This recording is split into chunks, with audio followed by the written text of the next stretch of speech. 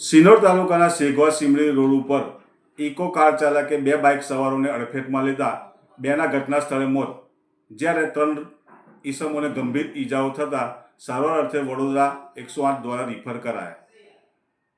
સિનોર તાલુકાના સેગવા ચોકડીથી સિમરી ગામ વચ્ચે સિનોર તરફથી આવતી ઇકો કાર ચાલકે સેગવા રોડથી સિમરી તરફ જતી સ્પ્લેન્ડર અને એક્ટિવા બાઇક ચાલકને અડફેટે લેતા એક્ટિવા ઉપર સવાર બે ઈસમના ઘટના સ્થળે મોત નીપજ્યા હતા, જ્યારે સ્પ્લેન્ડર ઉપર સવાર 3 ઈસમોને ગંભીર ઈજાઓ થતાં મોટા ફોફળિયા ખાતે પ્રાથમિક સારવાર આપ્યા બાદ 108 દ્વારા વધુ સારવાર અર્થે વડોદરા રિફર કર્યા હતા.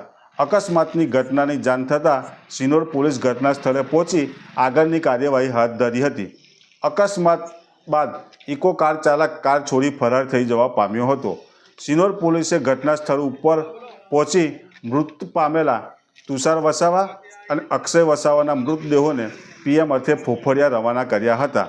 રક્ષાબંધનના પર્વ ઉપર અકસ્માત થતાં સિમડી ગામના 2 યુવાનોના મોત થતાં ગામમાં ઘેરા શોકની લાગણી ફેલાવા પામી હતી.